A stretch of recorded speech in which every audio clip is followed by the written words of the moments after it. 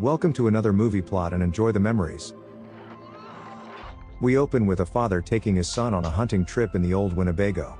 This full-grown man is out here learning the basics of life from his father, like this role was written for somebody much younger. Dad, why does it always have to be like this? My assumption's they didn't want to give a kid a shotgun, but this man-child dumps the bullets as a form of protest anyway. Dad fires so close to his son's head that you might think he brought him up here to kill him, and lining him up from the bushes isn't a good look either.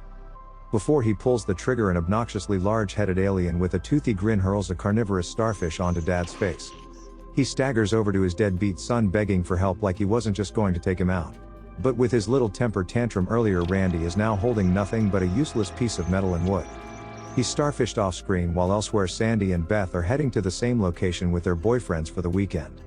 Tom shows Greg his bulge as he brought along his shortest of short shorts that rival even his girlfriend's, but they're still better than wearing jeans for a swim. They take out the banana yellow Chevy van and pull over at a rundown gas station that has a dead bobcat hanging outside. That could just be for decorative purposes, but there's no denying the writing on the bathroom wall that this movie shouldn't be called without warning.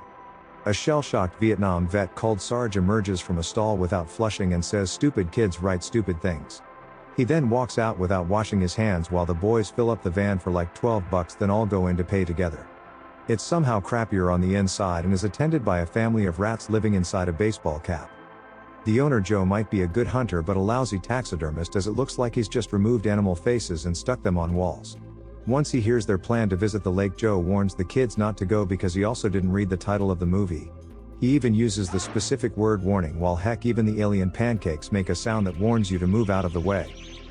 We cut to a Scoutmaster leading some kids along the creek who all 7 look like how the son in the beginning behaved. This word smells funny. They're much more mature though and follow orders to wait here while Sensei tries to find these grasshoppers some kind of landmark. He comes across the Winnie from the beginning and sees someone standing out in the long grass, but just assumes it's a human with a massive head. Approaching the figure, he stops to light a cigarette the old-fashioned way when a Death Star hits him in the back.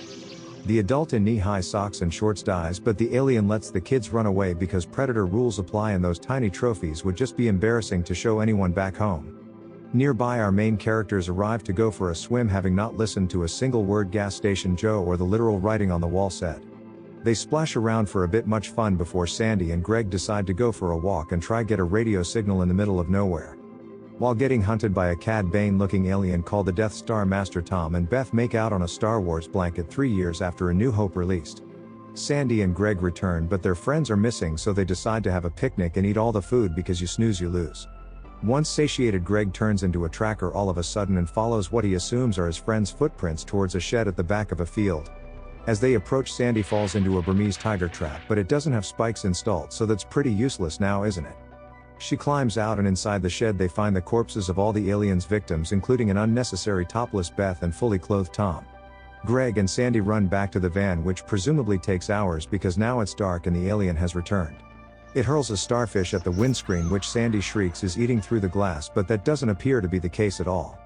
Greg finally remembers how his keys work and they drive out of there freaking out about what they're going to do to defeat this thing. All it takes is for a wiper to knock the Death Star right off, and they pull in at a bar to use their phone to call the sheriff.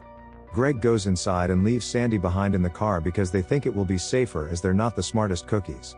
Not long after he leaves, Sandy sees the alien right outside the door, so she gets out of the locked car and runs into the woods. The slightly smarter one tells the bartender to call the cops because his friends were just murdered, but nobody seems to care. Sarge walks up like, "See, I told you the alien invasion was real, but his stories involve little green men, so they sound fabricated." The bartender says that sometimes Sarge gets PTSD, which isn't something you want to hear about somebody waving around their revolver.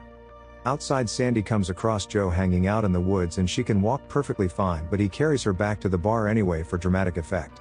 She tells them about the big-headed alien when suddenly the power goes out, so barmaid pulls out the lanterns and just keeps on serving.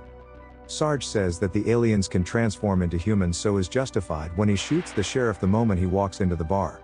Nobody else seems to agree, so Joe wrestles the gun away from him, then gives it to some drunk guy in the dark, which will surely go well. He then goes outside and finds a Death Star stuck to a pole, so he cuts it off, puts it in his pocket, and later submerges it in a jar back at home.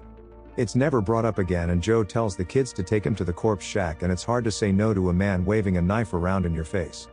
When they leave, an ambulance picks up the wounded sheriff, but nobody arrests Sarge, who's having flashbacks and saluting the air. Big Greg is currently on his macho arc wanting revenge for his friends, but Sandy wants to go home and I think is only brought along as a human shield. Joe reveals a scar on his arm from a previous encounter with the alien but didn't want to sound crazy so kept it a secret. When they arrive at the shed, Joe says that it was Sarge who laid the trap trying to capture his little green men and this is the alien's food storage. He wants to ambush it when it returns for dinner, but the alien flings a Death Star from the darkness onto Joe's leg. Sandy and Greg immediately ditch him, and because the alien can't hit a moving target they make it to the highway. A cop car picks them up but Joe's driving, having escaped the situation at the bar, but we never learn how. He's got the gun again and believes aliens have killed the kids and taken over their bodies, so pulls over to demand information. Greg plays along and reveals some invasion plan that he makes up on the spot, then pushes Sarge over and runs away with Sandy. Instead of just hiding in the woods they find themselves returning to the highway, so get cornered on a bridge by policeman Joe. They have no other option but to leap off into the river, and with their decision making so far I just expect them to do it all over again. Having learned their lesson, the two avoid the road but then hide in a creepy looking house that probably belongs to Sarge anyway. The pair break inside, let out the cat, steal clothes and raid the fridge, so whoever owns the place ain't gonna be happy either way. There's a bookshelf, so I highly doubt Sarge lives here, but the reading level is Winnie the Pooh, so it's still up in the air. They hear a noise and see the back door now open, but these geniuses come to the conclusion that the cat broke back inside. When finding no cat they say it must be the wind, and that hard-working brain of Sandy's goes to sleep off that brainstorm. Greg stays up on watch, and while making a coffee the alien tries to shadow strangle him, but Greg doesn't feel it. He then sits down facing a wall, so it's a wonder how the alien manages to sneak up on such a vigilant head on a swivel. When Sandy wakes up she finds a Death Star on the side of Greg's face, and the alien appears to be saying keep it down please. It even stops the lampshade from swinging around, giving Sandy time to run away, but she returns and hides on the first floor. She thinks she can outsmart the Megamind, but he smashes through the window with his elongated fingers, all the better to strangle you with. During this time gas station Joe discovers that you can just cut the Death Stars off no problem and limps back to his truck. He picks up a crate of explosives from home, then arrives to save Sandy from whatever them blue fingers trying to do. The alien has bullet immunity, as we see later. He just springs a leak then plugs it with his finger, but if it bleeds they can kill it. This poor girl is then told they must return to the alien's pantry, and if she doesn't come with Joe she'll be left here to die. On the way to an already prepared ambush, Joe says the alien is hunting them for trophies, which seems unlikely but okay. He's placed the explosives around the shed and they wait with the plunger behind some bushes until the hungry alien returns for dinner. Just then Sarge gets the drop on them and believes that Joe is also an alien in disguise, so he says he won't leave this jungle alive. He now thinks he's fighting Charlie back in Nam, so Joe rushes him and they wrestle over the gun. This time it's sanity check Sarge who gets the upper hand, so Sandy comes up behind him with a wooden skull splitter. They all realize that the alien has been standing beside the shed for who knows how long, watching these tiny-headed people fighting in his kitchen. Sarge completely abandons the idea that the kids are shapeshifting aliens and says nobody will think he's crazy anymore. However, he approaches the alien and it casually tosses a starfish on him, like you walked right into that one, didn't ya? He dies because he doesn't bother to try remove them, but when the alien throws one on Joe he just cuts it off again. One lands on his back, so all hope is lost because Joe can't reach it and Sandy doesn't know how to operate a damn knife. He decides he isn't going out like that, so charges at the shed shouting alien alien over and over again. He runs up to the entrance, so the confused alien steps closer to the shed, allowing Sandy to blow up our cranium-enriched friend. Even Joe can't survive an explosion like that, so Sandy is left the final girl of the first Predator movie. A closing narration by Sarge gives us the movie's 100th warning and could go for a more calming tone. We ain't alone. And the movie ends.